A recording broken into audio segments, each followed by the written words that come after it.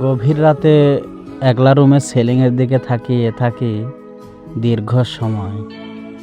চুপচাপ, শান্ত, নিঃশব্দ। রুমে ওড়না, গামছা সবই আছে, নেই শুধু পর্যাপ্ত সাহস। এক অনির্দেশ্য বিষয় মাথার মধ্যে যেন গুণপোকা হয়ে মস্তিষ্ক ছিঁড়ে খুঁড়ে খায়।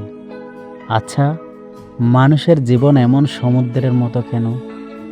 অল্প সময় শান্ত থাকলেও অধিক সময় কেন অশান্ত থাকে? কেন সময়ে অসময়ে দুঃখগুলো সর্বপ্লাবী হয়ে হানা দেয় এই মৃতপ্রায় জীবনে? আচ্ছা, গরিব দুঃখীর ঘরে কেউ ডাকাতি করে? নিশ্চয়ই করে না।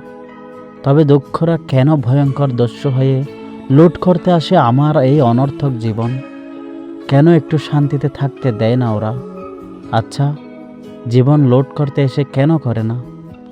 কেন সিলিংয়ের দিকে তাকিয়ে আমি কুঁকড়ে যাই, জবু থবু হয়ে যাই? মানুষ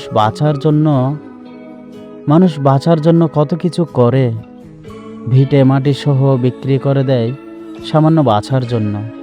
অথচ কিছু মানুষ নির্দিষ্ট কিছু আঘাতে পৃথিবী ত্যাগ করতে চায়, পৃথিবী থেকে মুক্তি চায়, যেন পৃথিবীটা তার কাছে কারাগার, আর তার জীবন সেখানকার যাবজ্জীবনের আসামি।